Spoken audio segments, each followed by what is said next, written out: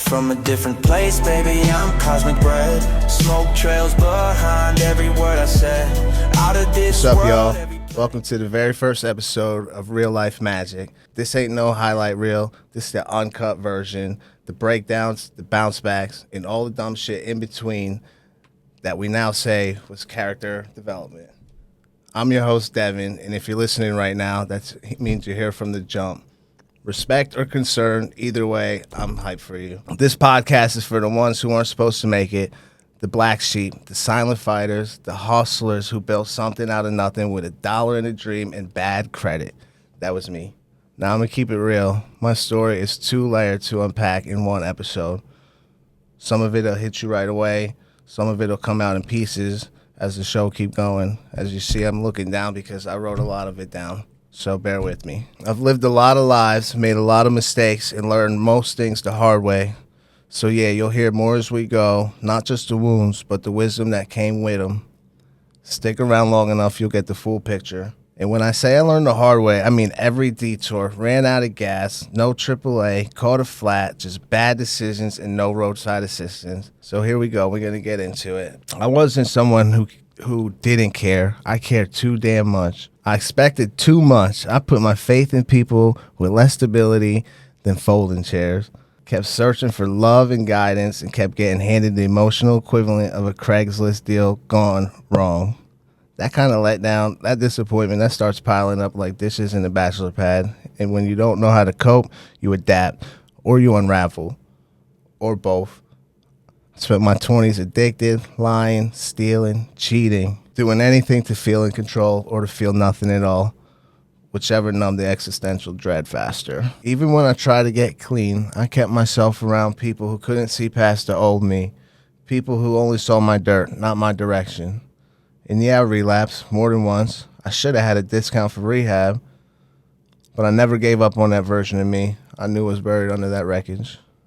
Now I'm in my 30s. I got a family, I got peace, I got purpose, and I got bills, so make sure y'all keep listening. This podcast, this part of the mission now, it's about resilience. It's about telling the stories that don't always make the group chat.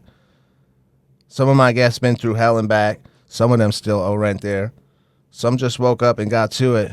All of them got that real life magic. But before I share their stories, I'm going to share mine. Let's get into it. Everybody's got a before. Before the growth, before the wins, before the family. This is mine.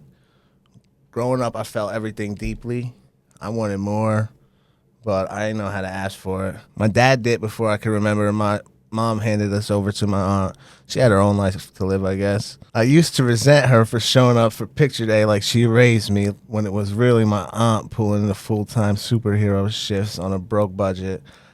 I was a black kid raised by broke, old-school white people who meant well, but didn't even know what a do-rag was. I looked like a glitch in the system. Then I had some dark shit happen to me when I was a kid. We'll get into that another time.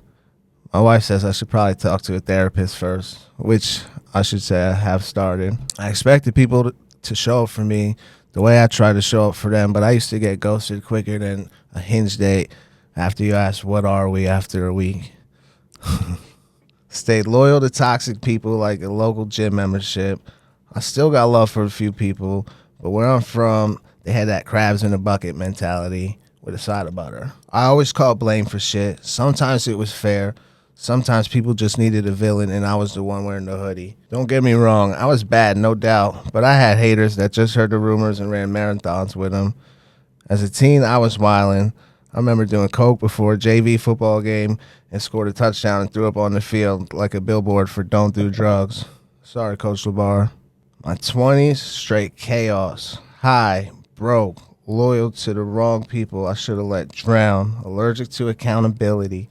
I dipped out on rent, hung out with professional losers, made bad decisions, stole anything that wasn't nailed down, even tried a few things that were, and it didn't work. One time, this fool pulled up on me over $10 I owed him with some of his boys with some baseball bats.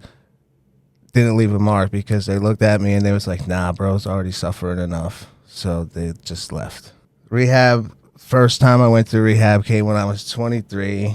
Relapsed after, of course. Still had the audacity to try.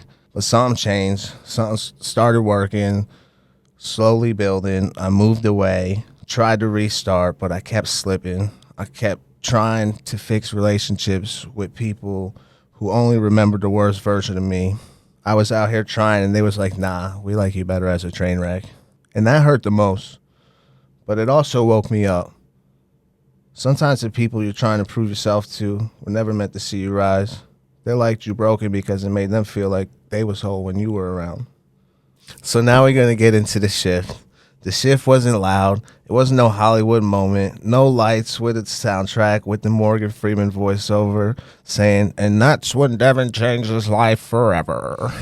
Nah, I came in silence and isolation. 2 a.m. anxiety that punches you in the chest, and 11 a.m. that smells like vomit and regret. The shift came in tiny decisions. Saying no when I wanted to say yes. Sitting still when I really wanted to run. And cutting people out.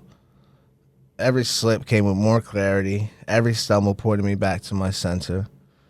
I stopped chasing people and started chasing peace. I stopped looking for validation. Stopped trying to fix that bridge with people who would hand me the matches to burn that motherfucker down. I started pulling away from the old version of me, even if it meant me being alone. It wasn't flashy, it was honest, and it saved my fucking life. Once I started moving with intention, life started moving too. I got a career I'm good at without finessing the resume too hard. Met people that don't just clap when I win, they check me when I'm off. I built a family. I became a father. That moment, man, my whole world shifted. My son looked at me like, bro, you ready? I was like, shit, I don't know, but I'm going to figure it out. I wanted to be the man I never had, the one who shows up, not the one who shows up on Unsolved Mysteries. I stopped chasing that next high, started getting different kinds of wins, not the kind you post on social media, but the ones you feel. Peace, presence, purpose.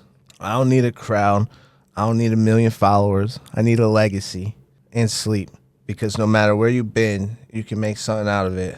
All right, so as we wind down, I want to give y'all some game for the soul. Start where you are, messy, scared, maybe hungover, maybe going through it. If you know, you know. Start with $1 and a dream, or anxiety and caffeine. Either way, it's fuel. I met my wife at the end of my do not date era. She saw good in me while I was convincing myself that I was not a walking red flag. It hits different when you have someone believe in the version of you that's still loading. You don't need closure from people stuck in their own cycles. You don't owe explanations to anybody who's cheered on your downfall like it was the Eagles winning the Super Bowl, and I'm a Cowboys fan. What you do need is movement. Stop waiting on perfect conditions. It ain't always sunny in Philadelphia, and even when it is, somebody probably getting robbed. Truth, even if it's ugly, especially if it's ugly. And you, be the version of you needed when you were at your lowest point. That's some game for the soul, guys. No refunds, store credit only. All right, before I wrap it up today, let's hit the vibe check. You got what you needed, a laugh, a lesson, maybe a reminder that you ain't crazy, just growing. I don't know what kind of day you had. Maybe you've been grinding. Maybe you've been on the couch catching up on Stranger Things. Check me out. Saying I should have been born in the 80s. Either way, I'm glad you dropped in. You can be healing and still be a little petty. You can be growing and double back one more time. Just don't stay stuck. Growth over guilt. That's the mantra. So, yeah, that's a part of me. The messes, the blessings. This the proof that you can change your life and still talk shit. Because growth don't mean silence. I'm still growing, still fumbling, but I ain't quit. This podcast is about that. Real stories, real people, real shit. Starting next episode, I'll be bringing on some guests who danced with rock bottom and still managed to make it out. People who built it brick by brick. If you felt this, don't keep it to yourself. Share the magic. Leave a review. Tap in with me. And if nobody told you, you're not too far gone. You're not behind. You're not alone. You're just unfinished. So keep going. Stay grounded. Stay growing. And always keep making magic. Even if today is drinking water and not beating the shit out of your coworker. Peace out. I'm in another lane, still dodging the fake. I'm always down, down, on the bow, to the next song. Back up, that's your real man. Don't come back, no bad, but the friends on, make me sad.